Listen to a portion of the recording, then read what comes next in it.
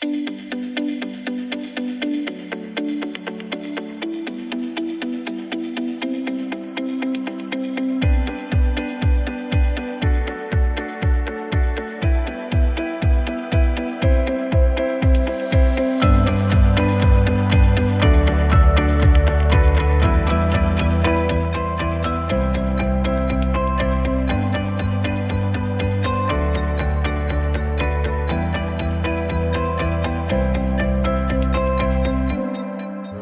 are watching Darasa Online.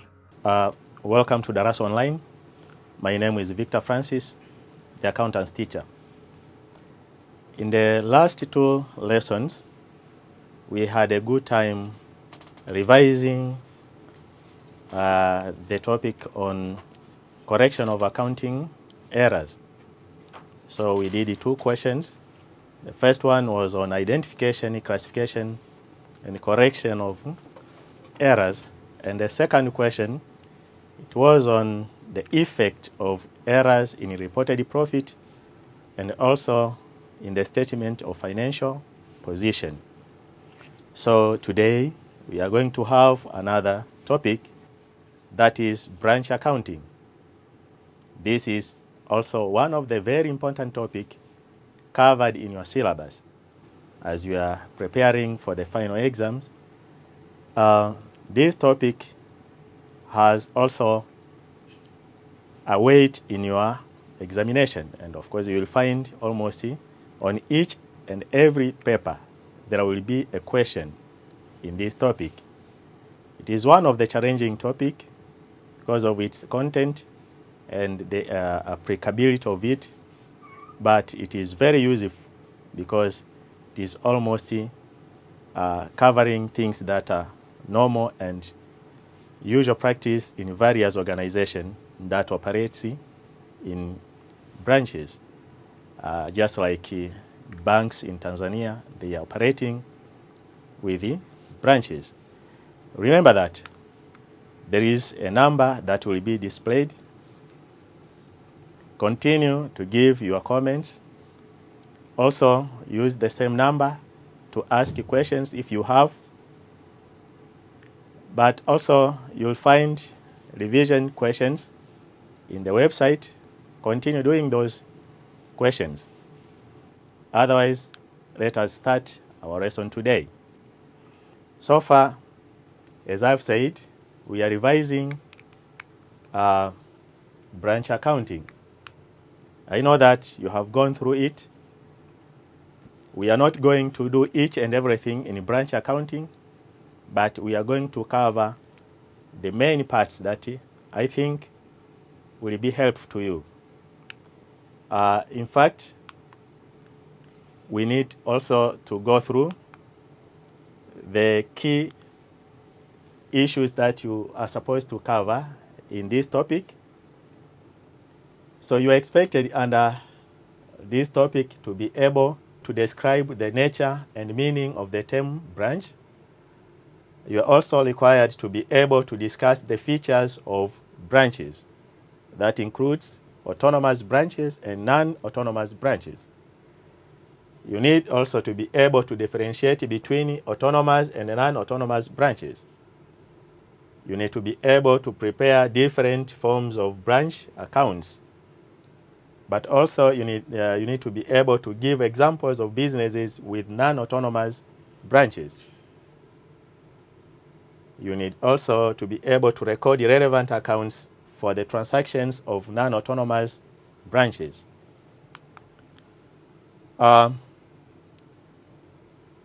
Also, you need to be able to record relevant books of accounts of the head office and branch.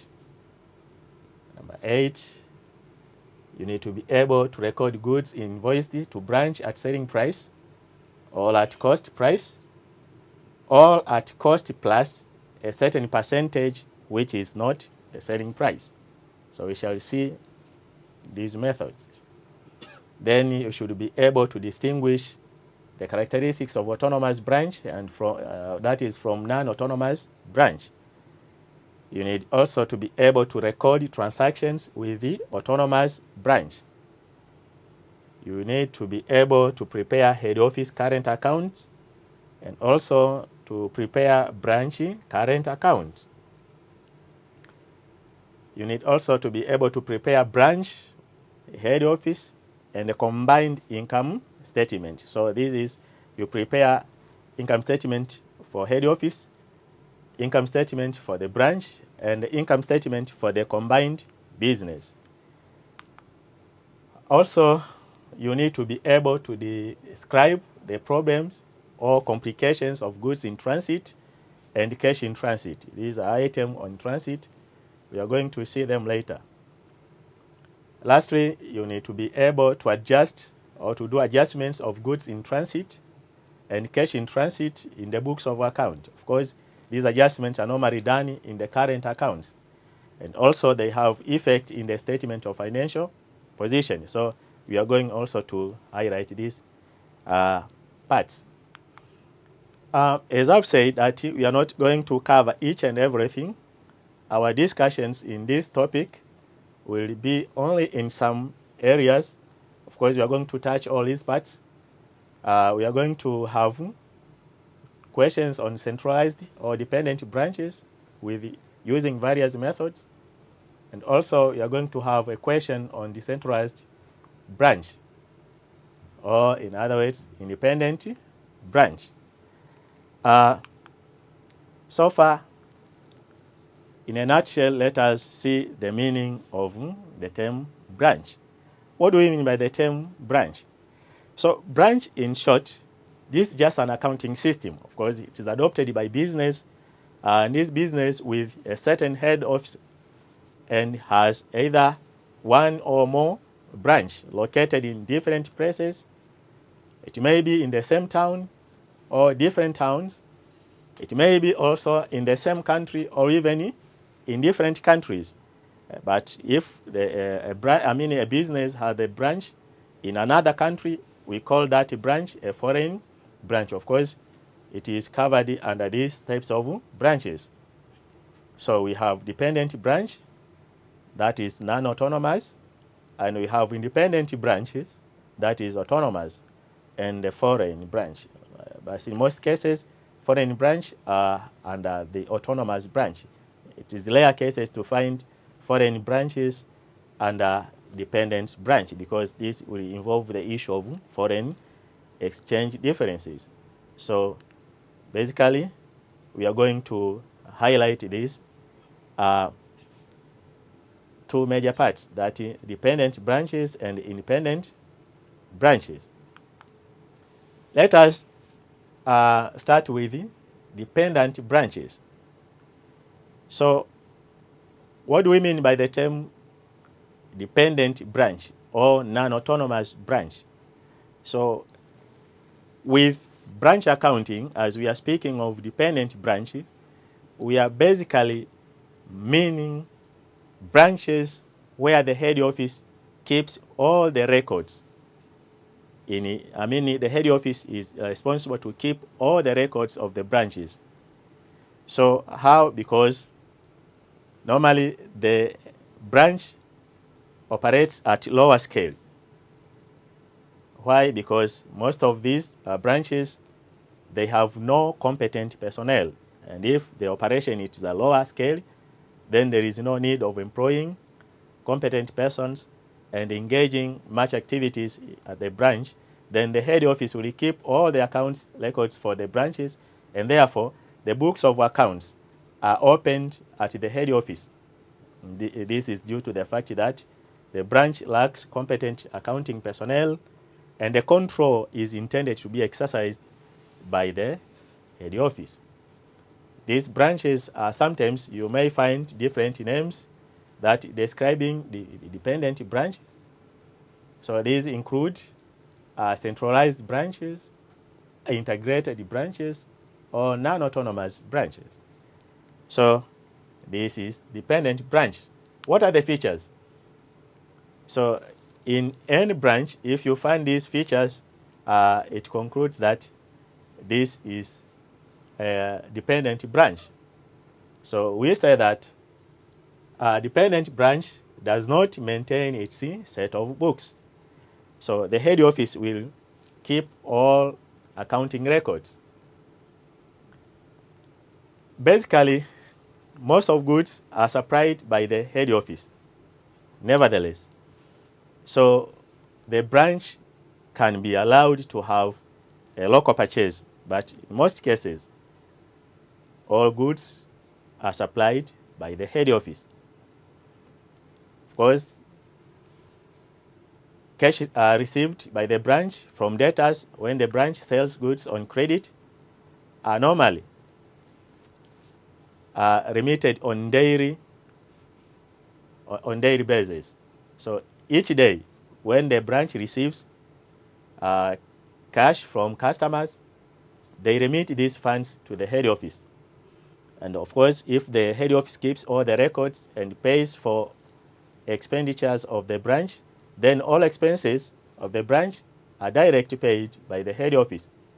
And it may be through checks or whatever. So the branch, of course, will only be provided with a pet cache for minor expenses. So the branch is usually provided with a pet cache book in order to meet the pet expenses of the branch. These are the main 5 features of the dependent branch. So you may establish more features in various books and in different approach, but basically they are almost aligning in this category. We need also to see how these goods can be transferred. Goods are normally transferred from head office to branch either at cost or at selling price or at cost plus a markup, which is not a selling price. So if you transfer goods at cost, that means the branch will receive these goods at a cost price from the head office. So the branch manager will set a selling price, which also now will constitute the profit loading that will also be part of profit to the head office. If the head office sent these goods at selling price, that means the head office will have loaded a certain percentage of markup, and which forms a selling price. So the branch manager will receive these goods at selling price. And of course, he will be directed to sell these goods at the same price. But for the third method, when the cost plus a markup, which is not a selling price, is used, that means the head office will load a certain percentage of profit as a markup, but that will not be used as a selling price. So the branch also will add another certain markup. So there will be almost 2 profit loaded by the head office and by the branch. But in fact, the two, at selling price and at cost price, a markup which is not selling price, are normally operated in the same way. Let us now see the system of accounts under dependent branches. As we have seen that the head office under this category of branch keeps all the accounting records of the branch. So if the head office keeps all the account records of the branch, then the method to be applied in record keeping can be either double column or memorandum column system or method, data system method, or stock and data system. So for today, we are going to have a question on double column or memorandum column system. Of course, the other time or the next lesson, we will have another question on stock and data system. So with data system, this is one of the important also method, but it won't be covered in this revision. So I advise you to make revision on this method. You may find a question also in this part. Let us see now, what do we mean by double column system or memorandum column system? So this system use two columns as the word double column in the branch stock account. So far, the branch stock account will be opened or ruled with the two columns.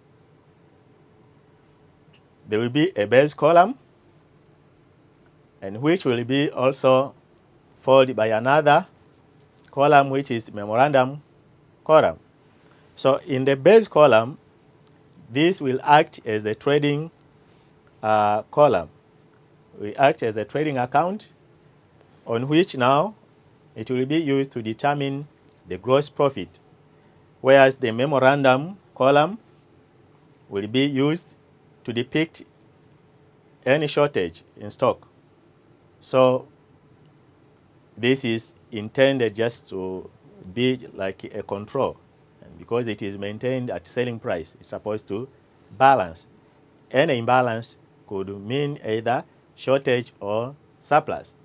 So what are the important accounts to be opened under this system? Under this system, there will be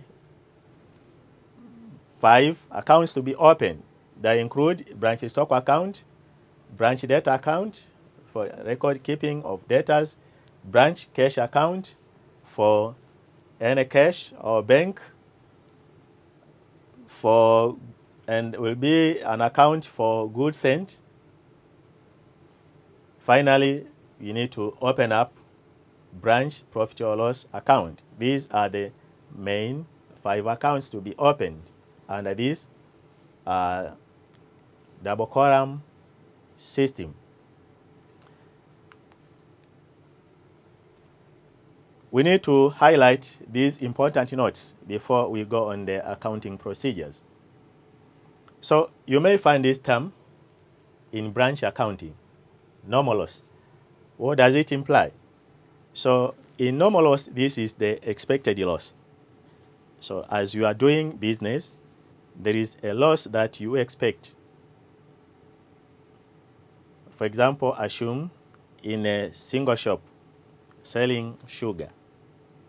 So if you buy 100 kilos of sugar, as you are selling in little units, finally if you total the units sold, so you'll find that they are not tallying with 100 kilograms. It's either to be less, let's say 98, or to be more than 100, let's say 101 or 100 and point. So these, if there will be any shortage, so there will be a policy for each firm or for each enterprises to provide for expected loss. So should be in a certain percentage agreed by each firm. So any loss that will be in that range, so will be termed as a normal loss. So this is treated as a normal trading cost, and whereas the reasonable amount of stock may be lost due to handling and pilferage, etc. So handling and the pilferage may be one of the issues that leads for this normal loss to happen. Abnormal loss, this will be a loss beyond the normal loss. This normally occurred if the loss is beyond the expected, or even sometimes the question will tell you that there were abnormal loss. Maybe it could be issue related to theft and etc. So if the loss is beyond the expected loss, that is normal loss, that will be termed as abnormal loss. So with this, the whole amount at selling price will be deducted or credited in the branch stock account under the memorandum column, whereas the cost price And this method will be charged or credited to the base column. So why do we do this? To give attention of the cost in the base column, and that will reduce the total profit. There is also issue of markdowns. What do we mean by the term markdown? This is a term or terminology used in the business firm, especially during peak period, when we need to boost our sales, or when you have stocks that have stayed in the business for a long period. So we may reduce the selling price in order to increase our turnover. If you send these goods at selling price, and also you find that there is a need of reducing the selling price in order to boost sales, so then you may now reduce the price. If you reduce the price, so this is what we call it markdown. This occurs when a management decides to mark down or to cut down their selling price. So the effect of this will reduce only the expected profit, and this will be credited to the branch stock account, but this will be only under memorandum column. Well, what are the accounting entries under this system? When goods are sent to branch, if you send goods to branch, automatically we are going to debit branch stock account and credit goods sent account. So in the goods sent account, we credit with cost price. But under branch stock account, because there will be two columns, the base column will be recorded at cost to make the double entry, but the memorandum will be recorded at selling price. So the base column at cost, memo column at selling price, but the goods sent will be at cost. So when goods are sold at the branch in cash, whenever the branch will sell these goods, if it is at cash, debit branch cash or bank account, we credit branch stock account, but in the base column with the selling price, and also the memo column will be at the same selling price. So all sales are recorded in both columns at selling price. The same applied if goods are sold on credit. So we recognize the indebtedness to debtor, we debit debtor account, and we credit branch stock account at selling price in the base and at selling price in the memo column. When settlements are made by the branch debtor pays the account. So we debit branch cash or bank account, we credit branch debtor account to recognize the receipt from the debtor. For any bad debts written off or discount received from a discount allowed from debtors, so this reduces our profit, of course, and reduces the amount available from debtors.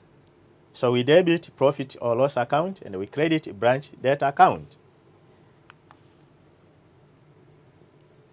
And when the branch returns goods to the head office, the branch may decide to return some goods due to various reasons. If the branch returns these goods, we debit them to goods sent to branch with the cost price, of course, because they were sent. Whether they are sent at selling price, because this goods sent is ruled at cost, then you are going to debit with the cost price. But the double entry will go to branch stock, whereas we credit at base column with the cost and at memorandum column with the selling price, because they are recorded at selling price under this column. For returns by debtors to the branch, when branch debtors returns goods to the branch, so of course this will be a transaction related to branch and its data.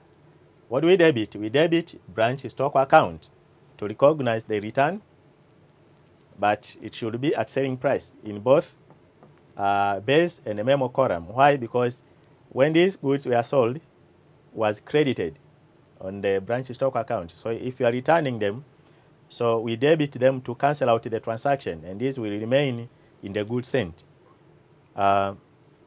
Then will remain as a stock, yes. Then it will be credited to branch debtors account with the selling price because they were sold at selling price. What if the branch debtors decide to return these goods direct to the head office? If branch debtors decide to return these goods direct to the head office, what we do? We debit branch stock account, but in the base column with the profit margin only. In the memo column, there will be no entry because these goods are returned direct to the head office. But again, we are going to debit goods sent to reduce the goods sent balance. This will be with the cost. Of course, the profit margin will be here, and again, the double entry will be to branch data account, and this is with the sales value.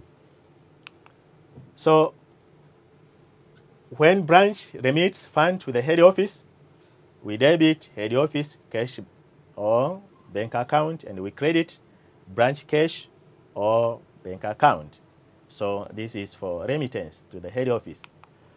At the end of the year, or at the end of the accounting period.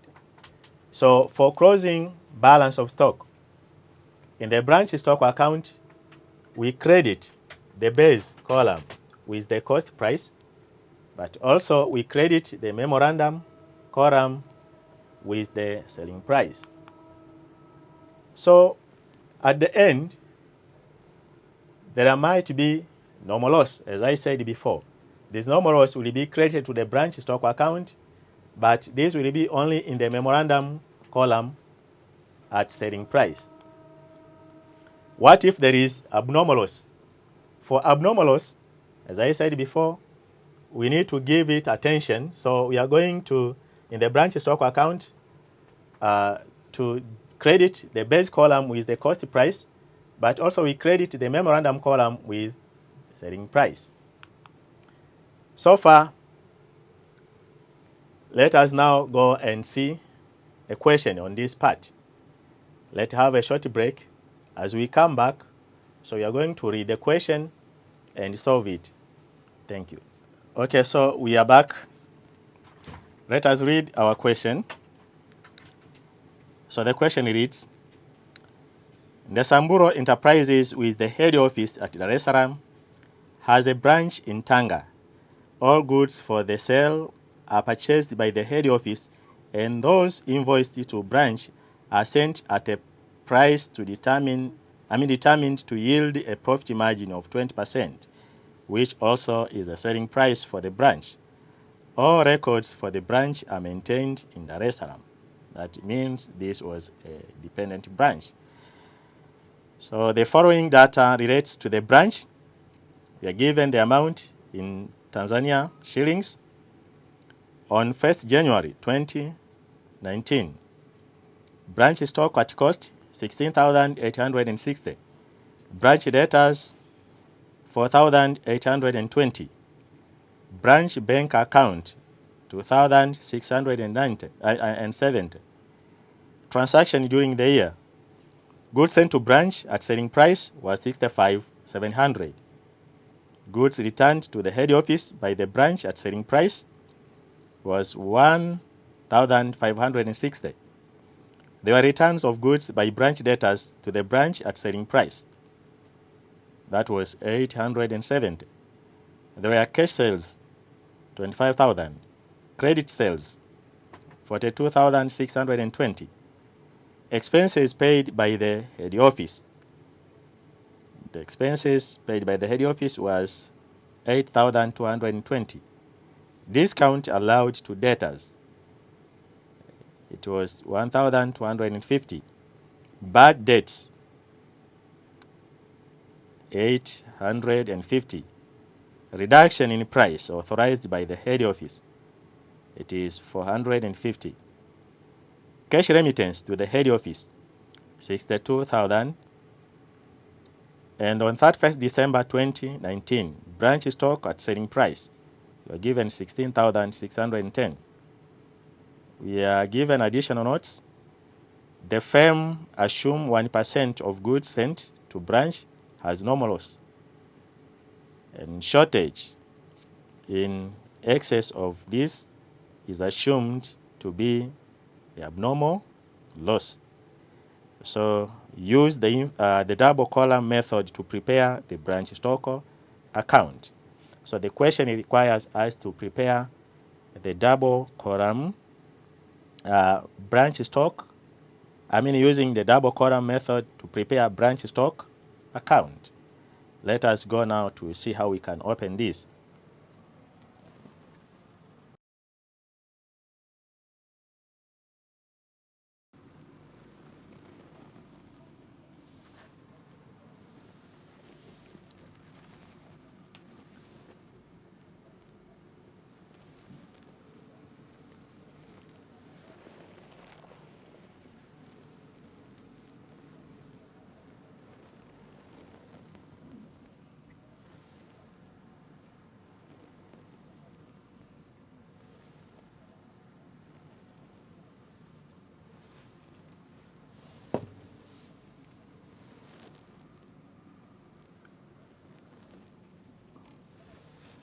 Well,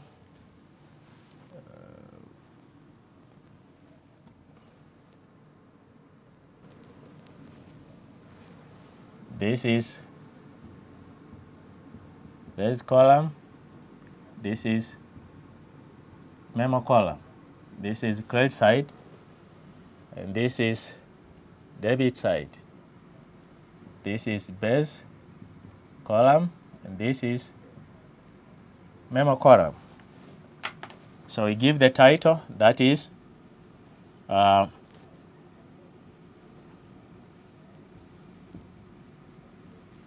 branch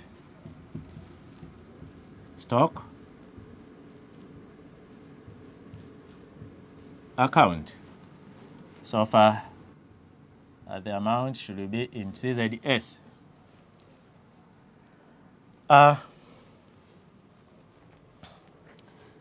So let's go now to enter each and every item as required. So we are told that the head office was in Dar es Salaam, the branch is in Tanga. All goods are supplied by the head office, and they were sent at a selling price that was set to yield a profit margin of 20%. So we are given the margin. Margin was 20%. So which is just like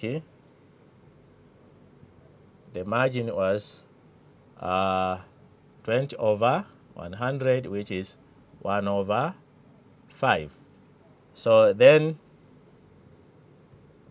the markup will be now 1 over 5 minus 1, which will be equal to 1 over 4. So these information, we are going to use them as we are adjusting for the profit loading. Okay? Let's go now to the entries. We are given the opening balance. That was branch stock at cost.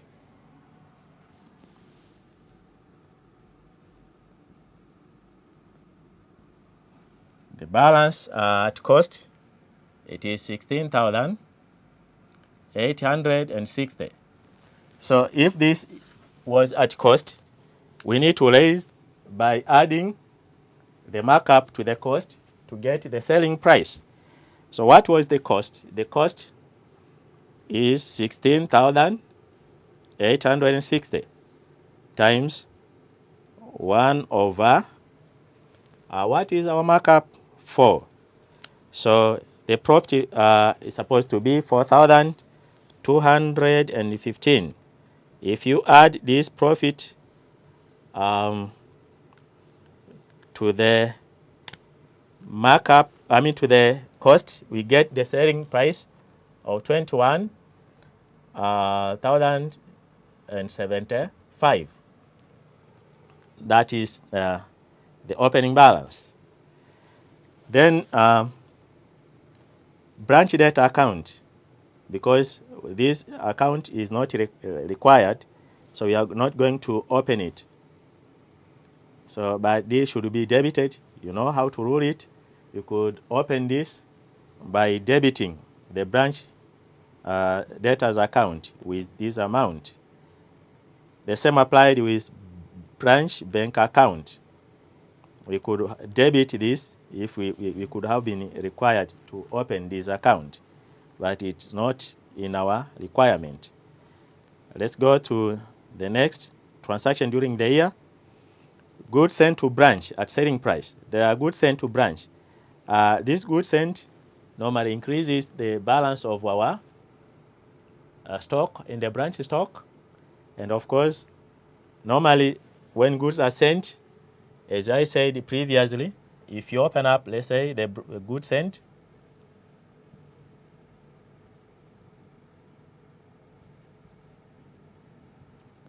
account,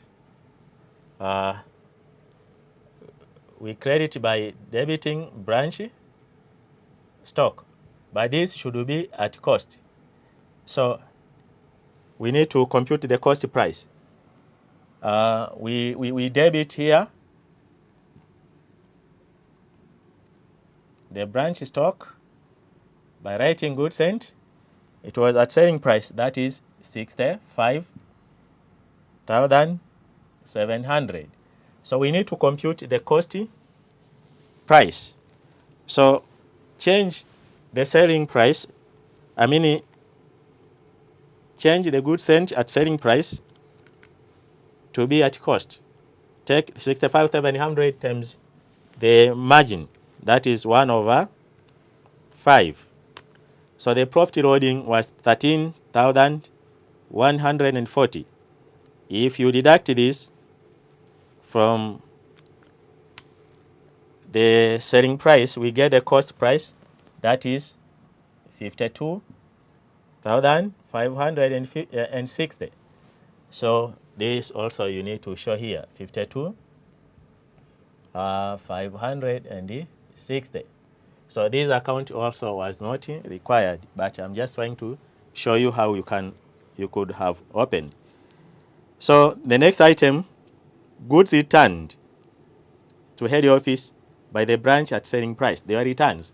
If the branch returns these goods to a head office, they reduce the goods available to the branch. So we send them to goods sent. Goes to reduce the goods sent. Correct. This is returns. It was at selling price 1,560. Also, we need to adjust this to make it at cost times 1/5. That was the markup. We get the profit loaded 312. If you less, you get the cost element 1,248. So this also will reduce here the goods sent. We enter here branch stock, that was returns 1,248.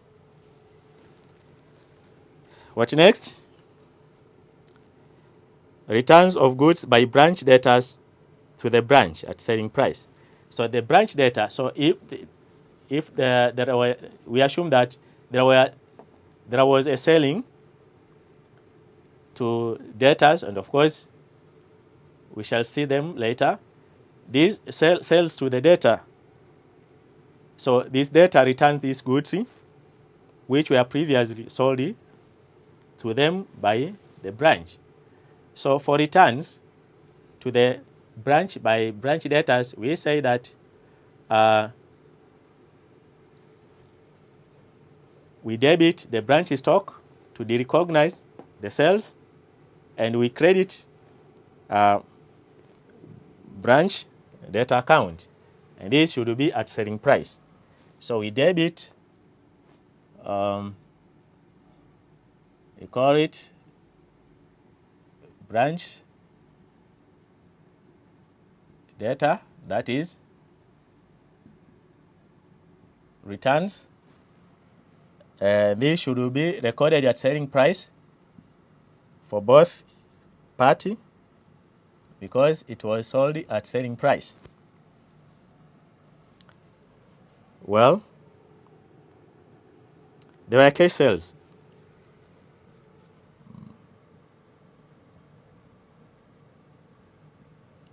So cash sales, it was 25,000. So you record it at selling price in both columns. There were credit sales sent to debtors account. How much? It was 42,620. The same applied here. You record at selling price. So this will also go to be debited in the branch debt account if we could have opened this account. Then there were expenses paid by the head office. They should be credited to either cash or bank account.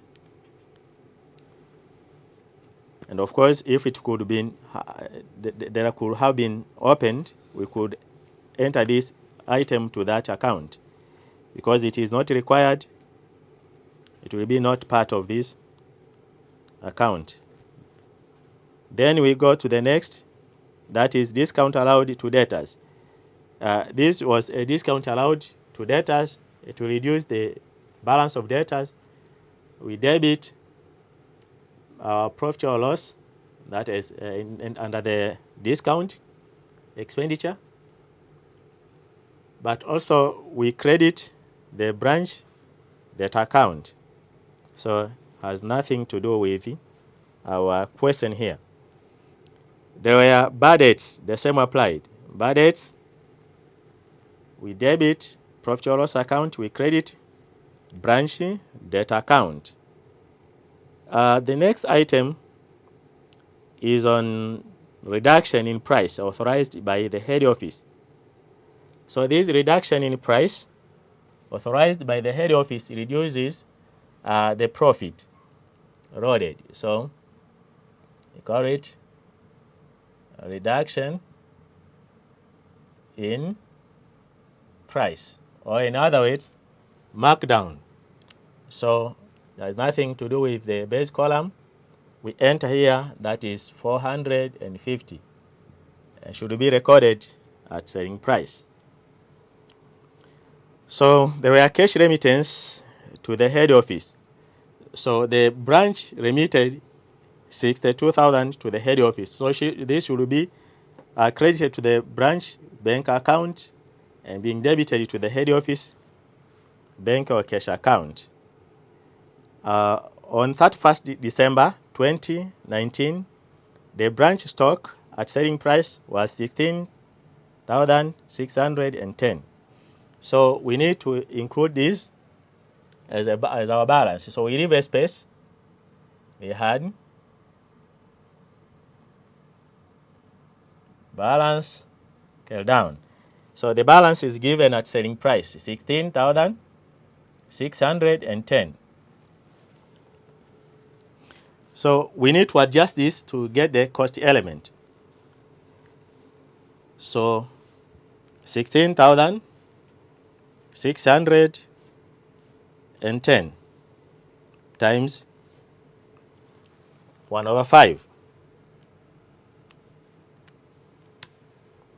So we get the profit allotted 3,322. Yes, if you deduct it, we get the cost element of 13,288. So that was the closing entry for the branch stock account. Then, in the addition notes, we are told that the firm assumes 1% of goods sent to branch has no loss. If there are no loss, we need to compute these no loss. So,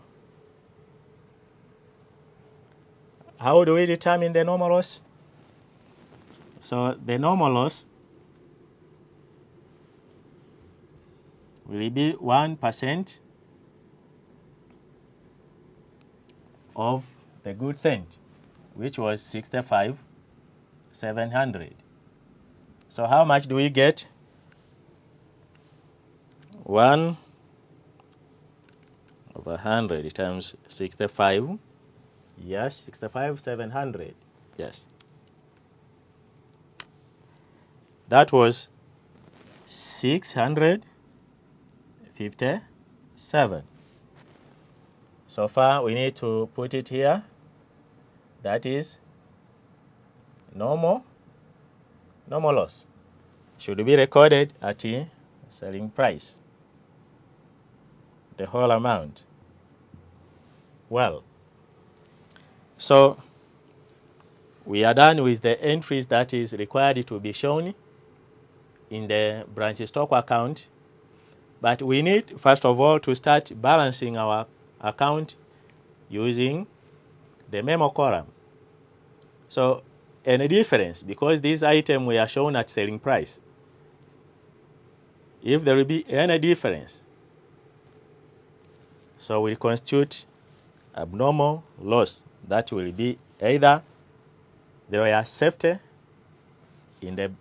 at the branch or any circumstances that led this shortage. And this shortage will include, because we have already shown the normal, the acceptable loss. So any loss beyond that will include the cost element. So far, let us start balancing to see whether there is any abnormal loss.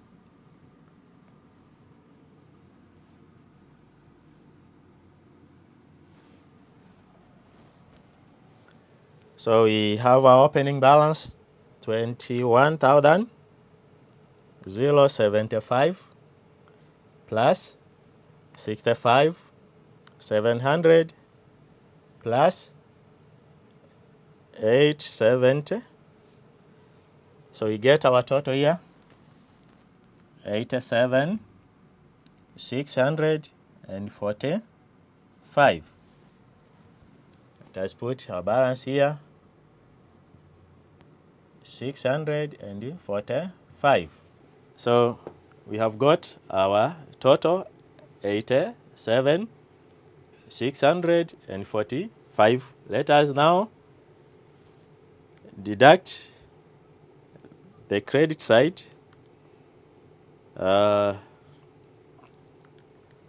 We less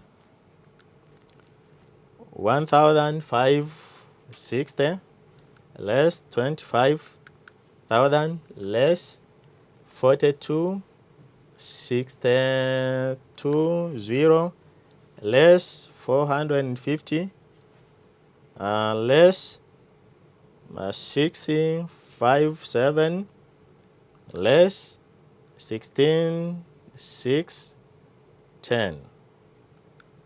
So we get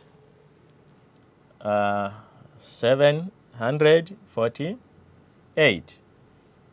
So as I've said, this include this is abnormal loss. So we need to compute the cost element to give it attention in the loss. So take this times 748 times 1 over 5, the margin. We get the profit loading of 150. So if you less 150, we get 5 598. So 598. This will be abnormal loss. So this loss will be transferred to profit or loss account. After balancing this memo column, we go now to balance the base column to determine the profit. Definitely, because these items are shown at cost, and of course these are shown, the item for sale are shown at selling price. We expect this to be greater. We start adding the credit side, 1,248 plus 25,000 plus 42,620 plus 598 plus 13,288. We get a total of 82,754. Assume it is 82,754. So we less the debit column, that is 16,860, less 52,560, less 870. Yes, we get 12,464. This will be our gross profit. Okay. So far, we have completed our branch stock account as it was required in the question. We have seen how the gross profit is being determined. And of course, under this method, we say that you are required to open almost 5 accounts. We have seen the first one. The second one was this. Of course, if you be required to transfer, you transfer this to a trading account. So the balance will be transferred to trading account. So far, you are going to sum up and deduct with this, you get the amount transferred to trading account. And also, you could have been required to open up the other account that include branch, debt account, branch, cash account or bank account, branch, profit or loss account. So those accounts you could also be required to open. So do more questions in this part because it is very important part in your syllabus. Basically, this marks the end of today's session. The next session will have another lesson, independent branch, but basically we are going to concentrate on another method, that is stock and data system. So the number displayed there. So use this number to give comments, to ask questions. Remember to do the questions we are displaying. So the question is already displayed on your screen. Solve that question. Any challenge, communicate with us through our email, through our number. Wish all the best. Keep on revising. See you next lesson. Thank you.